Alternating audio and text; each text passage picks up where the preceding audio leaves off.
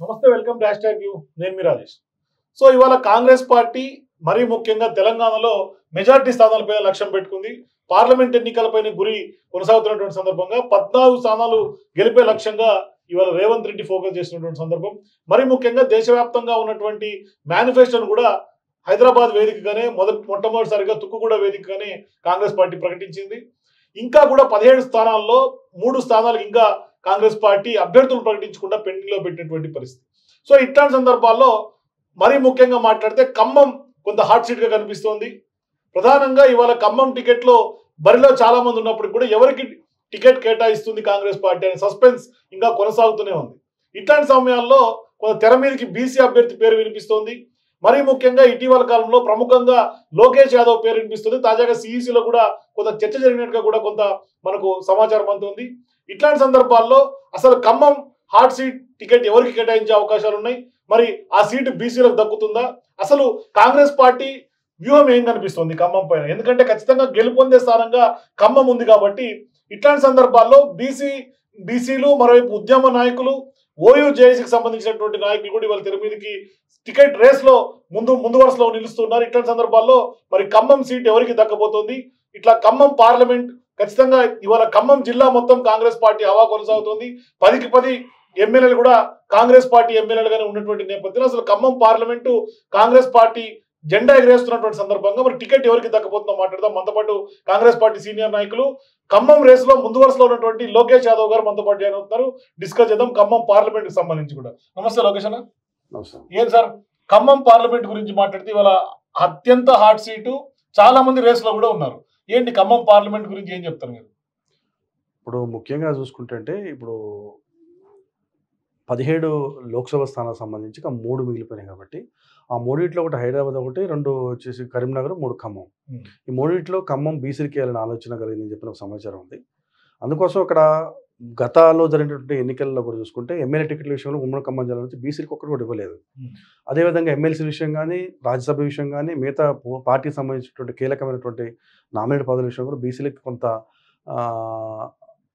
జరిగింది. అంటే బీసీల పేర్ల విషయంలో కొంత అంటే మిగతా తర్వాత అంటే కొన్ని సామాజిక అంశాల పరిగణలో తీసుకున్న క్రమంలో కొంత జరిగిందనే ఉద్దేశంతో అంత అడగడం జరుగుతుంది. కాబట్టి దానిలో భాగంగా ఖమ్మం పార్లమెంట్ నుంచి బీసీ విద్యార్థిగా నేను బీసీల నుంచి నాకు ఇవ్వాలని చెప్పి నేను అభ్యర్థిస్తున్నా. దానిలో భాగంగానే ప్రముఖంగా జిల్లాలో ఉన్నటువంటి బీసీలు అందరూ కూడా మొత్తం కూడా ముక్తగా ఇలా బయటకు వచ్చి లోకేష్ యాదవ్కి అని చెప్పి కోరుతున్నారు. 63% మంది భారతదేశంలో అత్యధికంగా బీసీలు ఉన్న ప్రాంతం తెలంగాణ ప్రాంతం. ఈ ప్రాంతంలో దాదాపుగా మెజార్టీ ప్రజానికం బీసీలో కూడా మన యాదవులు ఉన్నారు. యాదవులు 18% మంది స్వయాన కేసీఆర్ గారు ముఖ్యమంత్రిగా ఉన్నప్పుడు సమగ్ర కుటుంబ సర్వేతో చేసేటువంటి లెక్కల ప్రకారము 60 లక్షల మంది గొల్లకురంలో తెలంగాణ ప్రాంతంలో ఉన్నారు. అందుకని ఈ పార్టీలు సుదీర్ఘకాలం పనిచేసిన కాంగ్రెస్ పార్టీలను దాదాపు 23 సంవత్సరాలుగా ఎన్ఎస్వై యూత్ కాంగ్రెస్ పార్టీ జాయింట్ సెక్రటరీగా అధికార ప్రతినిధిగా, కొన్ని నియోజకవర్గాల కోఆర్డినేటర్లుగా, ఖమ్మం పార్లమెంటు కోఆర్డినేటర్గా, తెలంగాణ ఉద్యమానికి నాయకత్వం వహించినటువంటి వ్యక్తిగా, దాదాపు తెలంగాణ ఉద్యమానికి ఆ రోజు కాంగ్రెస్ పార్టీలో చాలా కీలకంగా పనిచేస్తున్న వ్యక్తి నేను ఉన్నప్పుడు కూడా తెలంగాణ ఉద్యమానికి యువత విసిపెట్టిన తెలంగాణ ఉద్యమానికి ఉస్మానియా యూనివర్సిటీ వేదిక మేము నాయకత్వం వహించడం, దానికి అధ్యక్షుడిగా నేను కాంగ్రెస్ పార్టీలో కంట కాపాడుకుంటూ ఒక విధంగా ఆ రోజు తెలంగాణ కాంగ్రెస్ పార్టీ ఇవ్వాలని చెప్పి దుమ్మెత్తిపోస్తున్నటువంటి సందర్భం. అంత ఆ టైంలో కూడా ఆ రోజు మంత్రులు ఎమ్మెల్యేలు బయటికి పోలేని పరిస్థితి ఉండే. ఆ రోజు విపరీతమైనటువంటి కేసీఆర్ యొక్క మాటల ధోరణితోటి ప్రజలందరూ కూడా కాంగ్రెస్ పార్టీని ఒక శత్రువుగా చూసినటువంటి సందర్భం తల్లి సోనియా గాంధీ తెలంగాణ ఇచ్చారు. ఆ క్రమంలో మా విద్యార్థులను సముదాయించుకుంటూ పాదయాత్ర 1870 కిలోమీటర్లు ఆ రోజుల్లో పాదయాత్ర చేసి తెలంగాణ విద్యార్థి చేసి రాష్ట్ర అధ్యక్షుడిగా, దాని తర్వాత బస్సు యాత్ర, సైకిల్ యాత్ర చేసుకుంటూ తెలంగాణ సమాజాన్ని జాగృతం చేసుకుంటూ కాంగ్రెస్ పార్టీ విధానాన్ని చెప్పుకుంటూ విద్యార్థులందరినీ మమేకం చేస్తూ తెలంగాణ రాష్ట్ర సాధించడంలో కీలక భూమిక కాంగ్రెస్ పార్టీలో ఉన్నటువంటి పనిచేస్తున్న విద్యార్థి నాయకుడిగా ఆ రోజు నా పాత్ర ఉండే. అందుకని ఈ సుదీర్ఘ పోరాటంలో బీసీలకు అవకాశం కల్పించాలని చెప్పి డిమాండ్స్ వస్తున్నాయి ఆటోమేటిక్గా. ఎందుకంటే మొన్న అసెంబ్లీ ఎన్నికల్లో కూడా బీసీలకి ఒక పార్లమెంట్ 2 టికెట్లు కేటాయిస్తారు అనే ఒక చర్చ జరిగింది. రేవంత్ రెడ్డి గారు కూడా స్వయంగా ఒప్పుకున్నారు. కానీ అసెంబ్లీ టికెట్ విషయంలో కూడా కొంత బీసీలకు అన్యాయం జరిగిందనే ఒక వాదన వినిపిస్తుంది. దానికి ఏం చెప్తారు? అన్యాయమే కాదు, వాస్తవానికి ప్రతి పార్లమెంటు పరిధిలో 2 అసెంబ్లీ టికెట్లు ఇవ్వాలని చెప్పి రేవంత్ రెడ్డి గారు చెప్పిన మాట వాస్తవమే. హైకమాండ్ కూడా ఇవ్వాలని ఆలోచన చేస్తుంది. కానీ ఆ రోజు ఖచ్చితంగా గెలవాలా. ఈ రాష్ట్రంలో కాంగ్రెస్ పార్టీ అధికారం రావాలంటే ఒకే ఒక సంకల్పం, ఏం లేదు అసలు, పూర్తి గెలవాలని ఒక సంకల్పంతో ఆ రోజు ప్రయత్నం జరిగింది. కాబట్టి ఆ రోజు కొంత ఈక్వేషన్స్లో కొన్ని ఇవ్వలేదు అని అనడాన్ని నేను పూర్తి స్థాయిలో పార్టీ పరంగా నేను సమర్థించుకున్నప్పుడు కూడా ఒక బీసీలో నేను కూడా ఆ రోజు మాట్లాడాను. నేను కూడా కాంగ్రెస్ పార్టీ విధానంలో నేను మాట్లాడి టీవీలో కూడా చెప్పాను, చాలా సందర్భాల్లో మీకు కూడా ఇంటర్వ్యూ ఇచ్చాను. నేను ఖచ్చితంగా బీసీలు న్యాయం చేస్తాము, ఎమ్మెల్సీ విషయం కానీ రాజ్యసభ విషయం కానీ వచ్చేటువంటి లోక్సభ విషయంలో ఖచ్చితంగా మేము న్యాయం చేస్తాం చెప్పినాం కాబట్టి ఆ రోజు ఖచ్చితంగా బీసీలకి న్యాయం చేసే క్రమంలో కొంత సీటు తగ్గమాట వాస్తవం అయినప్పుడు కూడా దాన్ని ఫుల్ఫిల్ చేసే క్రమంలో ఇప్పుడు పార్లమెంటు ఎన్నికల్లో ఇవ్వాలనే ఒక ఆలోచన ఉండే. అందుకే దానిలో భాగంగా మాలాంటి బీసీ యువకులకు ఇవ్వాలని చెప్పని నేను అభ్యర్థిస్తున్నాను. మా రేవంత్ రెడ్డి గారు, మా భట్టి గారు, ఉప ముఖ్యమంత్రి, సీఎం గారు ఇద్దరు కూడా ఖచ్చితంగా మాకు న్యాయం చేస్తారని మాకు నమ్మకం ఉంది. వారిద్దరు కూడా ఈ తెలంగాణ రాష్ట్ర ముఖ చిత్రాన్ని మార్చే క్రమంలో ఒక జోడెడ్లాగా ప్రయాణం చేస్తూ ఈ తెలంగాణ యొక్క అభివృద్ధికి బాటలు వేస్తున్నారు. సామాజిక న్యాయానికి నిరుటద్దంగా పనిచేస్తున్నారు. వారి నాయకత్వాలు పనిచేస్తున్నందుకు మేము గర్వంగా ఫీల్ అవుతున్నాం. సోనియా గాంధీ గారు, రాహుల్ గాంధీ, ఖర్గే గారి యొక్క నాయకత్వాన్ని బలపరుస్తూ వారి తెలంగాణను ముందుకు తీసుకెళ్తున్న క్రమంలో ఖచ్చితంగా మా న్యాయం. ఇక్కడ ఖమ్మం విషయం తీసుకుంటే పెద్ద పెద్ద హేమా ఎంపీలు పోటీలో ఉన్నారు. ఓవైపు పొంగులేటి శ్రీనివాసరెడ్డి మంత్రిగా, వాళ్ళ brother Prasad Reddy, deputy CM బట్టి విక్రమార్క గారి వైఫ్ గా ఉన్నటువంటి నందిని గారు, ఇంకా చాలా మంది, కుసుమ కుమార్ గారు, ఇట్లా చాలా మంది తీసుకుంటే కాంగ్రెస్ పార్టీలోనే హేమా ఎంపీలు ఇవాళ ఆ సీట్ కోసం ప్రయత్నం చేస్తున్నటువంటి పరిస్థితి. ఇంత రేస్ లో డిమాండ్ ఉన్నటువంటి సందర్భంగా లోకేష్ యాదవ్ కి ఎందుకు ఇవ్వాలి ఖమ్మం పార్లమెంట్ సీట్ అంటే ఏం చెప్తారు? ఇప్పుడు ఇంత డిమాండ్ ఉందంటే కారణం ఏంది? సికింద్రాబాద్ సీట్ కోసం ఎవరు అడగట్లేదు. సికింద్రాబాద్ సీట్ కానీ సికింద్రాబాద్ ఎవరు అడగట్లేదు, మిగతా స్థానాల్లో ఎవరు అడగట్లేదు. కారణం ఏంటంటే ఖమ్మం గెలిచే సీట్ కాబట్టి అందరూ పోటీ పడుతున్నారు. నేనేమంటానంటే నీ తెలంగాణ సమాజం, దేశంలో ఉన్న బీసీ సమాజం మొత్తం ఏమని చేస్తున్నారంటే మాకు గెలిచే సీట్ మాకేమని ప్రాధాయపడుతున్నారు. తెలంగాణ ఉద్యమంలో నేను కాంగ్రెస్ పార్టీకి ఎన్ఎస్ఓ కింద పనిచేస్తున్నాను. కాంగ్రెస్ పార్టీ 24 గంటలు పార్టీ విధానం అమలుపరిచే వ్యక్తులు. మేము పార్టీ కోసం పనిచేస్తున్నాం. మేము వేరే వ్యాపారాలు చేయటమో, ఉద్యోగాలు చేయటమో, లేకపోతే ఇంకేదో చేసి మేము పక్తు రాజకీయం కాంగ్రెస్ పార్టీ అభివృద్ధి కోసము, కాంగ్రెస్ పార్టీ విధానం అమలుపరచడం కోసం, కాంగ్రెస్ పార్టీ సర్వోత్ముఖ అభివృద్ధి కోసం పనిచేస్తాం తప్ప దాన్ని అమలుపరుస్తూ కాంగ్రెస్ పార్టీని డెవలప్ చేసుకుంటూ ఎస్సీ, ఎస్టీ, బీసీ, మైనార్టీ, ఆదివాసీ వర్గాల అభివృద్ధి కోసం ప్రయత్నం చేస్తాం. మేము ఈ జాతులు, ఈ వర్గాలు, ఈ వీకర్ సెక్షన్ నుంచి మొదతరంగా బయటకు వచ్చి చదువుకొని యూనివర్సిటీల్లో చదువుకొని ఒక ఎంఏ, ఎంఫిల్, పిహెచ్డీ చేసుకుని ఈరోజు డాక్టర్ సాధించి ఈరోజు ఒక ఉన్నత విలువలతో రాజకీయాలు చేస్తున్నాం. అందుకని మేము చెప్పేది ఏంటంటే ఇలాంటి ఎన్టీ రామారావు గారిని ఈరోజు ఇంకా ఎందుకు గౌరవిస్తున్నారంటే వారు ఆ రోజు బీసీలకు అవకాశం కల్పించబట్టి దేశంలో చాలా మంది లీడర్గా తయారు కాగలిగారు. అందుకని దాని తర్వాత ఇప్పుడు రేవంత్ రెడ్డి గారు కానీ, భట్టి గారు కానీ, అదేవిధంగా మీరు కూడా ఏం చేయాలంటే ఖచ్చితంగా నేను మా నాయకులు వాళ్ళంతా వాళ్ళ నాయకత్వం బలపరుస్తున్నారు, మా రోల్ మోడల్స్ వాళ్ళు. మీరు కూడా ఈ తెలంగాణ ప్రాంతంలో మాలాంటి యువకులు, చదువుకొని బయటకు వచ్చినట్టు మాలాంటి యువకులు పార్టీ కోసం పనిచేస్తున్నాం. మొత్తం ఏదో మేము గాలికి మాకు ఇవ్వని అంటలేము. ఈ పార్టీలో కష్టపడి ఈ పార్టీ ప్రభుత్వ ఏర్పాట్లు మా చెమట చుక్కలు ఉన్నాయి అంటున్నాం మేము. అందుకోసం మాకు అవకాశం కల్పిస్తే ఇంక ఈ పార్టీ 40 సంవత్సరాలు పనిచేస్తాం. మేము పార్టీలో పనిచేస్తూ 40 సంవత్సరాలు మేము ఉత్తగేదో ఇలా అధికారం ఉంటే దీంట్లోకి వచ్చి మళ్ళీ అధికారం పోగానే వేరే పార్టీలో పోయి దాంట్లోకి పోయి మళ్ళీ ఇంకో దాంట్లో పోగానే ఇంకో పార్టీలో పోయడం కాదు. అధికారం ఉన్నా లేకపోయినా మాకు అవకాశాలు ఇచ్చినా ఈగిపోయినా కానీ మేము ఎన్ని చేసినా కానీ ఈ పార్టీలో మా ఎమ్మట ఉన్న వాళ్ళు, మా మిత్రులందరూ కూడా ఎంపీలు, ఎమ్మెల్యేలు, రాజ్యసభ సభ్యులుగా, ఎమ్మెల్సీలుగా, కార్పొరేటర్లుగా, యూనివర్సిటీలో మా సహోదరులు మేమంతా ఉద్యమం చేస్తే వాళ్ళు నేను చెప్పానండి, మా సహోదరులు కలిసి భోజనం చేసినట్టు ఒక మిసాలు తిన్న వ్యక్తులు, మాతో పాటు తిరిగిన వ్యక్తులు, అసెంబ్లీలో ఉండి మాతో పాటు వ్యక్తులు, మేయర్లుగా ఉండి మాతో పాటు ఉన్న వ్యక్తులు ఎంపీలుగా అయితే కూడా మేము ఆ రోజు కొంత మదనపడ్డాం. అయినా ఆపోజిషన్లో 10 సంవత్సరాలు పోరాటం చేసి తప్ప ఎక్కడ పార్టీ మారల అవకాశాలు వచ్చినాయి. మాకు అవకాశాలు వచ్చినా కానీ వారిని చూసి మేము గర్వంగా ఫీల్ అయినాం. మా యూనివర్సిటీ ఇంత మాతో పాటు చదువుకొని, మాలో కష్టపడి చదువుకొని ఈరోజు ఒక ఉన్నతమైనటువంటి పొజిషన్ మేము కష్టపడి వాళ్ళు ఇలా ఆ స్థాయిలో ఉన్నారని మేము గర్వపడ్డాం. కానీ మేము కూడా ఏమంటాం అంటే ఇవాళ మాకు అవకాశం వచ్చింది, ఇవాళ కేసీఆర్ వాళ్ళకి అవకాశం ఇచ్చిండు, ఇవాళ మాకు అవకాశం వచ్చింది. కాబట్టి మేము మా నాయకులకు ఒకటి చెప్తున్నాం, మీరు మాకు అవకాశాలు కల్పించండి. అవకాశాలు కల్పిస్తే మేము కూడా పార్టీ విధానం అమలు పరుస్తాం. ఈ వర్గాలు ఇవాళ చెప్తున్నాను 63% మంది బీసీలు ఉన్నారు, 18% మంది గొల్లకులంలో ఉంటే వారి సమస్యలు ఎవరు పరిష్కారం చేయాలి? వారి సమస్యలు ఎవరు చెప్పుకోవాలి? వాళ్ళు ఇవాళ ఈ రాష్ట్రంలో కాంగ్రెస్ పార్టీ అధికారం రావడం కోసం సిఎస్డిఎస్ అనే ఒక జాతీయ స్థాయి ప్రమాణంతో కూడిన ఒక సర్వే సంస్థ చెప్పింది 51% మంది గొల్లకులంలో అత్యధికంగా తెలంగాణలో కాంగ్రెస్ పార్టీ ఓటేశారు. ఇవాళ మీరు చూస్తున్నారు కదా, ఇవాళ ఇవాళ హుజూర్ నగర్ కానీ, అదేవిధంగా నాగార్జున సాగర్ కానీ, ఇక్కడ కలవకుర్తి కానీ, మిగతా అన్ని సార్లు కూడా యాదవ్లను ఓడించి కూడా మా కులం మొత్తం కూడా కాంగ్రెస్ పార్టీ గెలిపించారు. కాంగ్రెస్ గెలవాలని లక్ష్యంతోనే పనిచేశారు వాళ్ళంతా. వాళ్ళందరూ వాళ్ళ సమస్య పరిష్కారం కోసం మనం ప్రయత్నం చేయాలని మన గళం పార్లమెంట్ వినిపించాలా వద్దా? వాళ్ళందరూ సంస్కారం కావాలని మన మంత్రిమండలి ఉండాలా వద్దా? వాళ్ళ సమస్యలు వాళ్ళందరూ ఎవరు చెప్పుకుంటారు? వాళ్ళ బాధలు ఎవరు తీర్చాలా? వాళ్ళ కన్నీరు ఎవరు తీర్చాలా? వాళ్ళ శ్రమను ఎవరు కాపాడాలా? ఇవన్నీ కావాలంటే ఈ వర్గాల నుంచి కూడా ప్రాచుర్యత కల్పించాలని నేనంటాం కాదు, ప్రజలు కోరుకుంటున్నాను, మా వర్గాలు కోరుకుంటున్నాయి, మా బీసీ వర్గాలు కోరుకుంటున్నాను కాబట్టి నేను ఈరోజు నాకు కావాలని అడుగుతున్నాను. కానీ ఉస్మానియా యూనివర్సిటీ గురించి మాట్లాడుకుంటే ప్రధానంగా కాంగ్రెస్ పార్టీ ఇప్పటిదాకా ఉస్మానియా యూనివర్సిటీ విద్యార్థులకి కాంగ్రెస్ పార్టీ ఉన్నప్పటికీ కూడా అవకాశాలు కల్పించట్లేదు అనే ఒక వాదన బహిరంగ బయట వినిపిస్తా ఉంది. ఎందుకు ఇవాళ ఇట్లా జరుగుతూ ఉందంటే మీరు ఏం చెప్తారు? దాన్ని నాకంటే కూడా మా నాయకులను అడిగితే కరెక్ట్ సమాధానం చెప్తాను. ఎందుకంటే నేను పార్టీలో ఏంటంటే నా పార్టీలో చిన్న స్థాయి మాది. మేమంతా మా ముఖ్యమంత్రి గారు ఉన్నారు, మా ఉప ముఖ్యమంత్రి గారు ఉన్నారు, మంత్రిమండలి చాలా మంది పెద్ద పెద్ద నాయకులు ఉన్నారు. కాబట్టి మరి ఓయూ కష్టపడ్డ వాళ్ళకి ఎందుకు ఇవ్వలేదని అనే దాని మీద నేను ఎక్కువ లోతు బోధించుకోలేదు. కాబట్టి కష్టపడ్డ మాట వాస్తవం. అదేవిధంగా మాకు కూడా అవకాశాలు వస్తాయని కూడా మేము భావిస్తున్నాం. ఎందుకంటే వాళ్ళు ఎప్పుడు కూడా కష్టపడ్డ వాళ్ళకి అన్యాయం చేసే మనుషులు కాదు. వాళ్ళు కష్టపడ్డ వాళ్ళని గుర్తించుకునే అడుగుతున్నానంటే కేసీఆర్ ఆయన ప్రభుత్వం అంటే దాదాపు 10 ఏళ్లలో దాదాపు 20 పైగా మందికి అవకాశాలు కల్పించారు మీ ఉస్మానియా యూనివర్సిటీ విద్యార్థులకు. కానీ ఇవాళ కాంగ్రెస్ పార్టీలో ఎందుకు కల్పించట్లేకపోతున్నారు అంటే భవిష్యత్తులో ఇస్తారా లేకుంటే ఏంటి అసలు? మొన్న ప్రకటించినటువంటి కార్పొరేషన్లో కూడా ఎక్కడ కూడా ఓయూ విద్యార్థులకు ఏమి ఒక కార్పొరేషన్ కూడా దక్కినట్టు నాకేం తెలియదు. అంటే ఇంకోటి విషయం ఏంటంటే ఇప్పుడు ఉస్మానియా యూనివర్సిటీలో ఉన్న వాళ్ళు కూడా ఎస్సీ ఎస్టీ బీసీ మైనారిటీలే. టికెట్లు అడిగేది మళ్ళీ మేము అడుగుతున్నాం. అవకాశాలు రాగదు మాకని చెప్పని జనం అంటున్నారు. అందుకోసం ఏమంటారంటే మాకు ఖచ్చితంగా అవకాశాలు కల్పిస్తారని మేము ప్రగాఢంగా విశ్వాసం ఉంది మాకు. మా రేవంత్ రెడ్డి గారి మీద, మా బట్టి విక్రమార్క గారి మీద, మా మంత్రిమండలి మీద, కాంగ్రెస్ పార్టీ పెద్దలందరి మీద పూర్తి విశ్వాసం ఉంది. కాబట్టి పార్టీలో పనిచేస్తున్నాం, ఇంకా పార్టీ కోసమే పరితపించిపోతున్నాం మేము.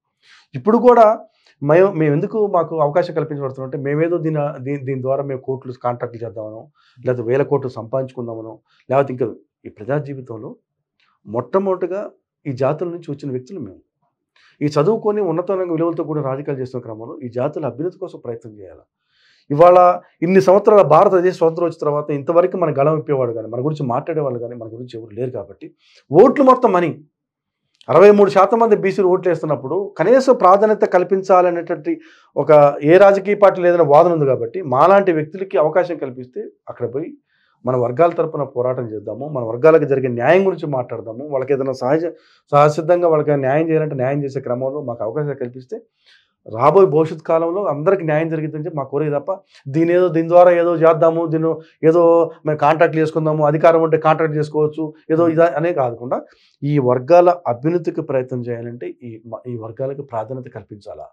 అల్టిమేట్గా పవర్ నువ్వు ఎన్ని చెప్పినా కానీ ఓట్లు సీట్లు మనం ఇప్పుడు ఎన్ని సామాజిక సమతుల్యత గురించి మాట్లాడినా, సామాజిక న్యాయం గురించి మాట్లాడినా, ఇవన్నీ గురించి లాస్ట్కి ఏం చేస్తున్నారు? ఓట్లు సీట్లు గెలుపు, ఈ 3 అధికారం పవర్గా.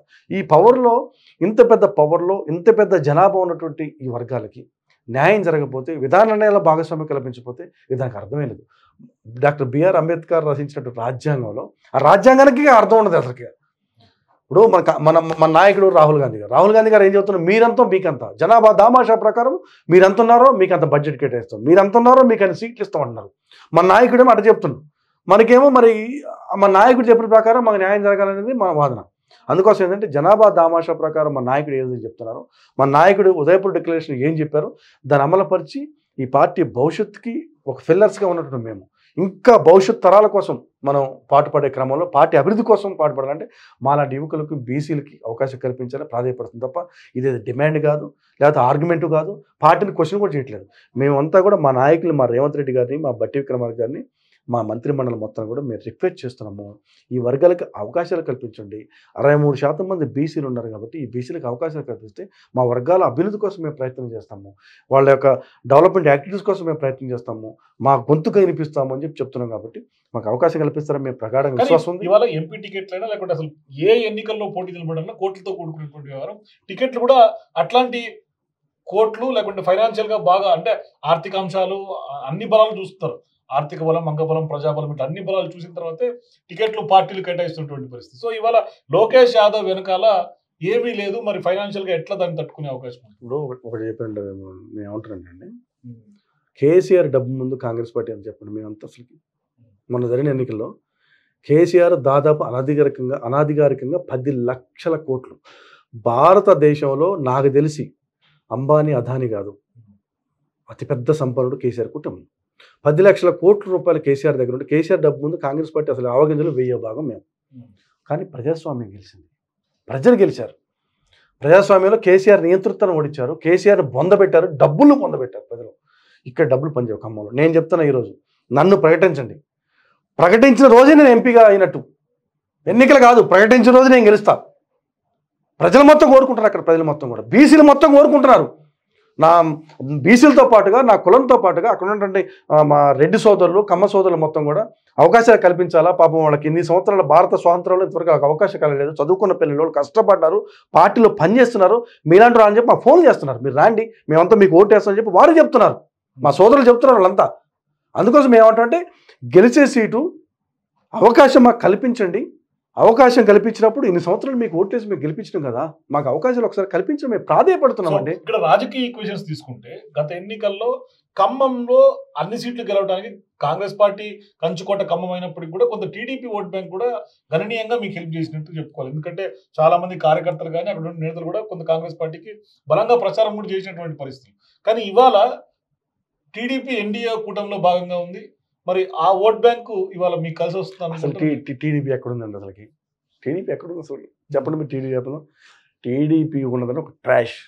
అసలు టీడీపీ లేదు. టీడీపీ ఎక్కడ ఉంది? టీడీపీ అసలు అంత పెద్ద టీఆర్ఎస్ని మొత్తం కనుమరుగైపోతే ఇంకా టీడీపీ ఎక్కడండి అసలుకి? వాళ్ళంతా టీడీపీ వాళ్ళు మొత్తం టీఆర్ఎస్ పోయారు. టీఆర్ఎస్ మొత్తం అయిపోయింది, టీఆర్ఎస్ పని అయిపోయాయి. ఇంకా టీడీపీ ఎక్కడుంది? ముందే కాంగ్రెస్ ఒక్కడ. టీడీపీ ఓట్ బ్యాంక్ కాపాడుకోవడం తుమ్మల నాగేశ్వరరావు అయినా పొంగులేటి అయినా కూడా, పొంగులేటి ఎన్నికల తర్వాత చెప్పాడు, తుమ్మలైతే పార్టీలోకి వచ్చిన కొద్ది రోజులకే ఆయన పార్టీ ఆఫీస్ పోయినటువంటి సందర్భం. అంటే ఓట్ బ్యాంక్ కాపాడుకోవడానికి కాదంటారా? నాకు తెలిసి అయితే టీడీపీ లేదండి తెలంగాణలో. టీడీపీ ఎక్కడ టీడీపీ లేదు, ఇప్పుడు కూడా టీడీపీ లేదు. తెలంగాణలో టీడీపీ లేదు. తెలంగాణలో ఉంది కాంగ్రెస్, 2 టీఆర్ఎస్ ఉండే, 3 బీఆర్ఎస్తో ఉండే. టీడీపీ ఉంది. ఎప్పుడుంది? బీఆర్ఎస్ పార్టీ డెవలప్ కామును టీఆర్ఎస్ ఉంది, మన టీడీపీ ఉంది. ఎప్పుడైతే అధికారం వచ్చిందో, తెలంగాణ వచ్చిన తర్వాత అధికారం వచ్చిన తర్వాత టీడీపీ వాళ్ళు మొత్తం దానికి వేయారు. వెళ్ళారు కాదు. కానీ మొన్నటి ఎన్నికల్లో ప్రచారంలో భాగంగా కాంగ్రెస్ జెండాలతో పాటు టీడీపీ జెండాలు కూడా చాలా కొద్దిగా కొంతవరకు ఏదో 1% ఉండొచ్చు, కానీ ఏదో కొంతవరకు. కానీ అదే ప్రభావం గెలిపించింది కాంగ్రెస్ని. టీడీపీ వల్లనే కాంగ్రెస్ పార్టీ గెలిచింది. టీడీపీ లేకపోతే కాంగ్రెస్ పార్టీ గెలవదు. టీడీపీ లేకపోతే కాంగ్రెస్ పార్టీ అధికారం రాదు. టీడీపీ వల్ల ఖమ్మం జిల్లాలో 10 వచ్చినట్టు అబద్ధం. వాస్తవాలు చెప్తే ఎంత టీడీపీ పార్టీకి ఉన్నటువంటి బలం చెప్పండి తెలంగాణలో. టీడీపీ పార్టీ వల్ల 10 ఖమ్మంలో గెలిచిందా? అంతమంది మరి 2014 నెట్ గెలిచిన 2018 నెట్ వచ్చినాయి. ఇది కాదు, కొంతవరకు 1% ఏదో అట్లా 100 మందిలో ఒకళ్ళు ఎవరున్నా అభిమానం, అది పార్టీ కాదు, అభిమానంతో ఏమైనా చేసుకుంటారు. ఇవాళ ఇంత రేస్ ఉన్నటువంటి ఖమ్మం పార్లమెంట్ గురించి మాట్లాడుకుంటే, ఒకవేళ మీ అధిష్టానం ఇప్పటికే చర్చలు జరుపుతున్నారు, సిఈసిలో నిర్ణయం తీసుకోలేదు, ఇంకా కొంత చర్చల జరుగుతుంది, అక్కడ కూడా మీ పేరు ప్రస్తావనకు వచ్చిన వార్తలు వినిపిస్తున్న సందర్భంగా మీకు టికెట్ లభిస్తే ఇతర లీడర్లు, ఎందుకంటే రేణుకా చౌదరి లాంటి వాళ్ళు కానీ, లేకుంటే పొంగులేటి గారి, తుమ్మల కానీ, ఇట్లాంటి వాళ్ళందరూ కూడా సహకారం మీకు ఏ విధంగా ఉండే అవకాశం? ఖచ్చితంగా ఉంటుందండి. బట్టి విక్రమార్క గారి కాబట్టి నాకు సుదీర్ఘంగా 18 సంవత్సరాల ప్రయాణం వారితో నేను కాంగ్రెస్ పార్టీలో నేను విద్యార్థి దశ నుంచి పనిచేస్తున్న వారితో ఉంది. గౌరవ మంత్రి వారు తుమ్మల నాగేశ్వరరావు గారు కొత్తగా వచ్చారు, మంత్రి అయ్యారు. వారు ఖచ్చితంగా ఎందుకంటే భక్తు రాజకీయ నాయకులు వారు. అందుకోసం వారికి సామాజిక అంశాల పట్ల, సమాజంలో ఉన్నటువంటి విధానం పట్ల వారు పూర్తి అవగాహన ఉంది. కాబట్టి నాలాంటి యువకుడికి, ఎందుకంటే వారు టీడీపీ బ్యాక్గ్రౌండ్స్ వచ్చారు కాబట్టి, టీడీపీలో చంద్రబాబు నాయుడు గారితో పాటుగా ఎన్టీ రామారావు గారు ఏ విధంగా బీసీలకు అవకాశం కల్పించారో వారికి తెలుసు. బీసీల పట్ల వారికి మంచి అభిప్రాయం ఉంది. ఖచ్చితంగా నాకు నా విషయంలో పూర్తి స్థాయిలో వారు పాజిటివ్గా ఉంటారు. అదేవిధంగా శ్రీనివాసరెడ్డి సీనన్న కూడా ఆయన ఫస్ట్ నుంచి కూడా ఆయన నాయకత్వాన్ని బలపరిచేది కూడా ఎక్కువ ఎస్సీ బీసీలు తెలంగాణలో, కానీ ఖమ్మంలో. అందుకని వారు కూడా ఖచ్చితంగా నా విషయంలో ఏమీ వారికి భేదాభిప్రాయం లేదు.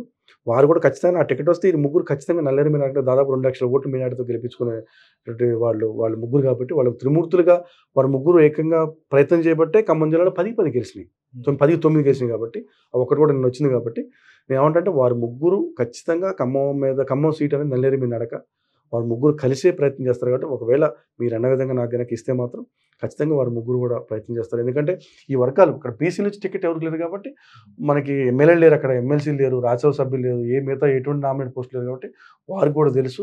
అందుకోసం వారు ఖచ్చితంగా వారు ముగ్గురు కూడా నాకు ముగ్గురు సహకరిస్తారు.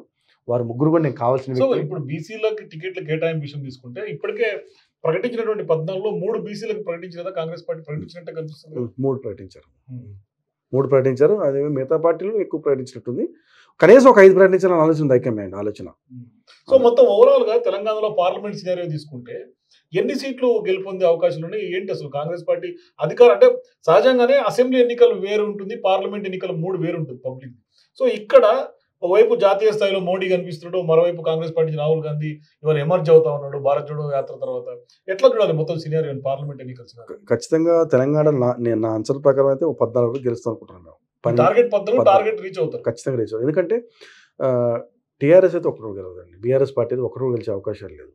గెలిచేటట్టు వాళ్ళ కుటుంబం నుంచి పోటీ చేసేవాళ్ళుగా, ఓడిపోతున్న భయంతో వాళ్ళు ఎవరు పోటీ చేయలేదు. వాళ్ళు ఎన్నికల కన్నా ముందే ఓటమిని అంగీకరించారు వాళ్ళు. ఇక బీజేపీ అంటారా, బీజేపీతో 10 సంవత్సరాలుగా ఇసుక ఏసాగిపోయింది దేశం మొత్తం కూడా. ఈ దేశం మొత్తాన్ని కూడా నరేంద్ర మోడీ పేరుతోటి ఈ దేశాన్ని మొత్తం కూడా దోసిపెట్టే కార్యక్రమం జరుగుతుంది. బడా పారిశ్రామికవేత్తలు మొత్తం కూడా దోసిపెట్టి మనం సంవత్సరానికి 1 కోటి ఉద్యోగాలు అని చెప్పని అదొక ఇది 15 లక్షల రూపాయలు ప్రతి ఒక్క అకౌంట్లో వేస్తామని చెప్పని ఈ విధంగా మాయమాటలు చెప్పే ప్రభుత్వం వచ్చారు.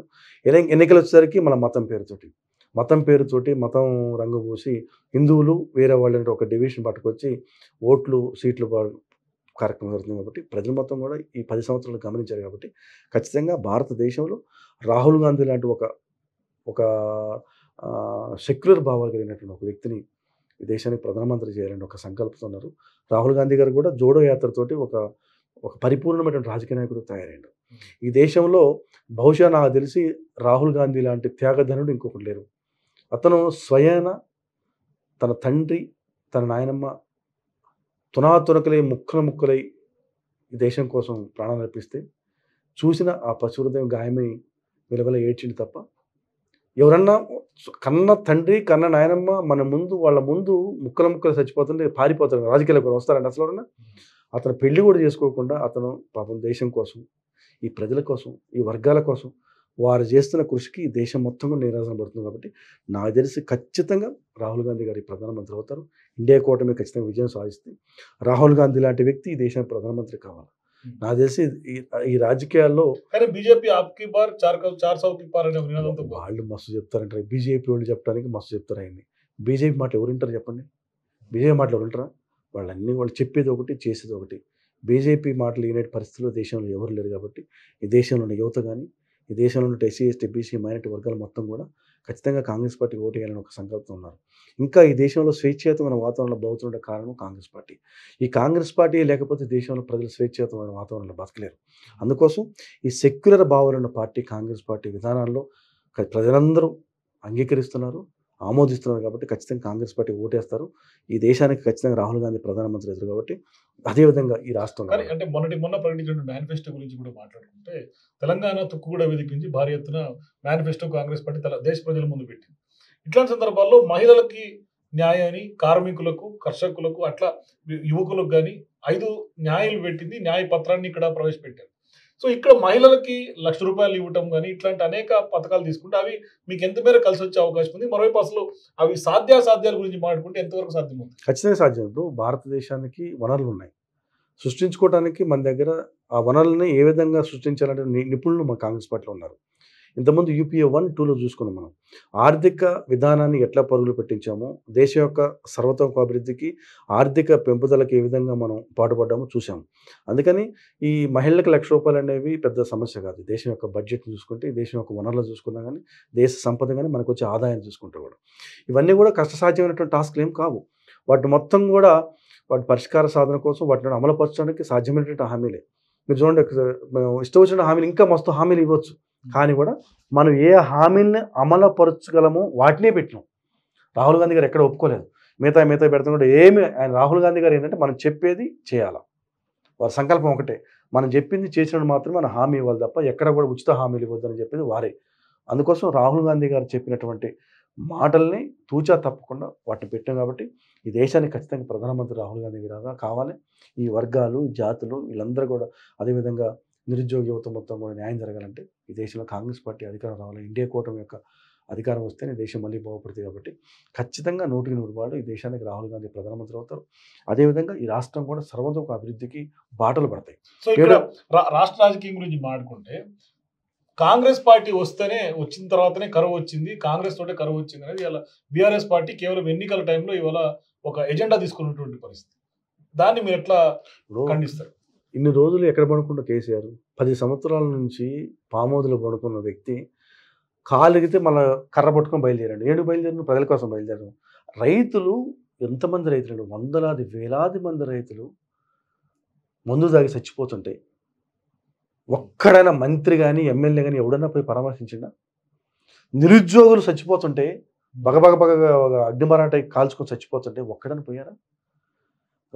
రావణ కాస్ట్ అయిపోయింది మొత్తం కూడా. తెలంగాణ మొత్తం నిరుద్యోగ సమస్యల మీద, విద్యార్థుల సమస్యల మీద, పేపర్ లీకేజీల మీద, రైతుల ఆత్మహత్యల మీద, అప్పుల మీద, అసలు ఈ తెలంగాణ మొత్తం కూడా ఒక రావణ కాష్టగా కాలిపోతుంది. ఎవడన్నా పోయి మందులు ఇచ్చిందా? ఏ రైతు మీద మాట్లాడేది? ఖమ్మంలో, స్వయాన ఖమ్మం జిల్లాలో, ఇదే ఖమ్మంలో రైతులకు బేడీలు వేసిపోయినటువంటి ఇళ్ళు దొంగల్లాకి ఈడ్చుకొని పోయారు. వీళ్ళు రైతుల్ని, ఒక రైతుకి, దేశానికి అన్నం పెట్టే రైతుల్ని బేడీలు వేసి తెసిపోయి జైలు తెసిపోయినటువంటి దుర్మార్గులు వీళ్ళు రైతుల గురించి మాట్లాడతారు. రైతు కష్టాల గురించి మాట్లాడతారా? రైతు కన్నీళ్ళ గురించి వీళ్ళు మాట్లాడతారు. వీళ్ళు ఒక్క సంవత్సరం ఇన్పుట్ సబ్సిడీ ఇచ్చారు. వీళ్ళు ఎంత పంట నష్టం, ఈ 10 సంవత్సరాల్లో ఎన్నిసార్లు పంట నష్టం జరిగింది?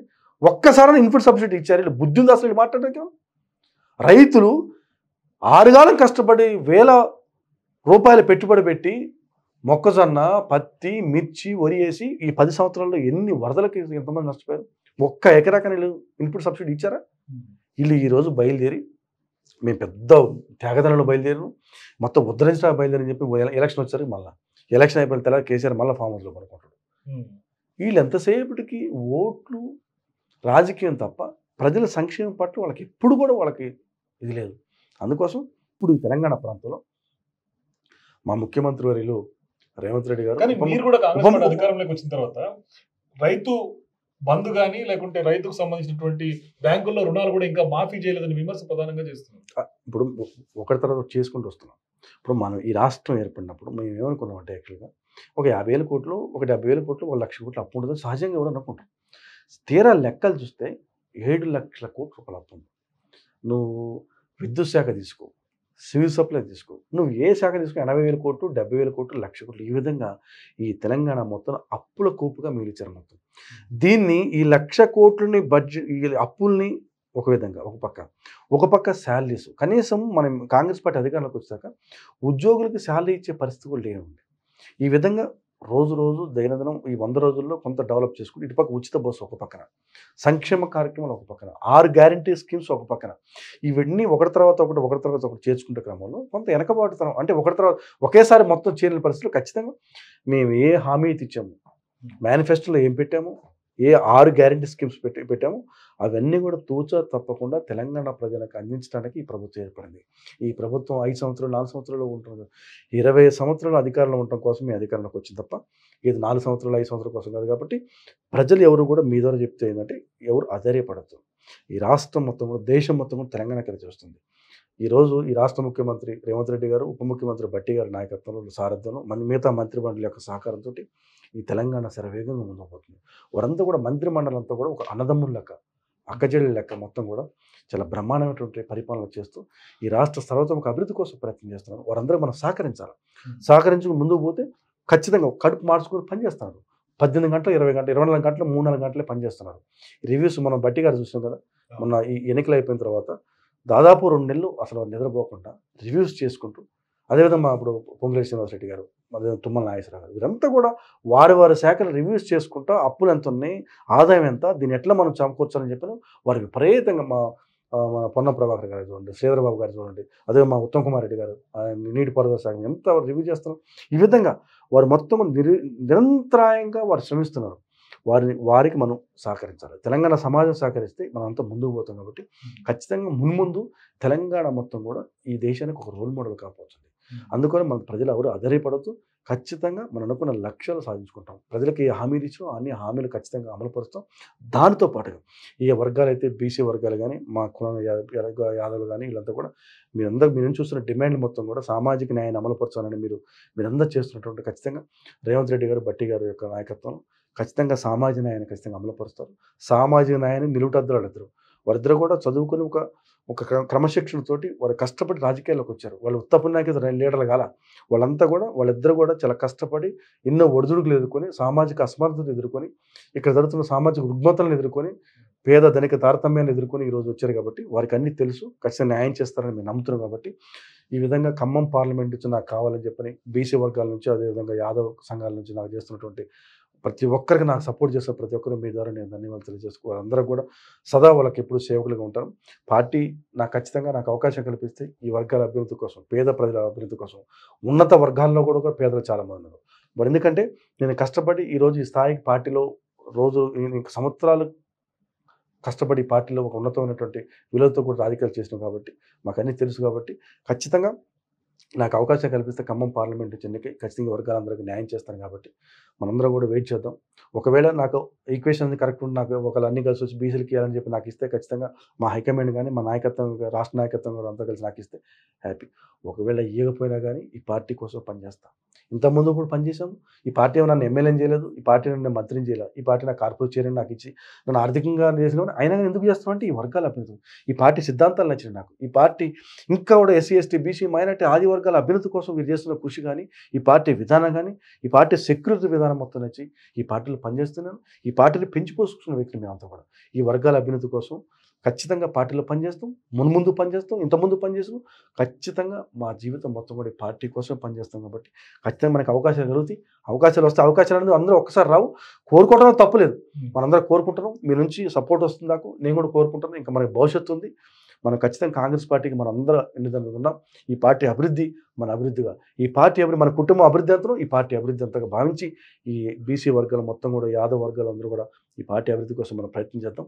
ప్రయత్నం చేసుకుంటూ మనకు అవకాశాలు వస్తే ఖచ్చితంగా ఎవరు ఆధారపడాల్సిన పని అని చెప్పి మీ ద్వారా తెలియజేస్తున్నాను. థ్యాంక్ యూ లోకేష్ గారు. ఇది ఖమ్మం రేస్ లో ముందు వరుసలో ఉన్నటువంటి లోకేష్ యాదవ్ తో exclusive interview. For more days please watch #.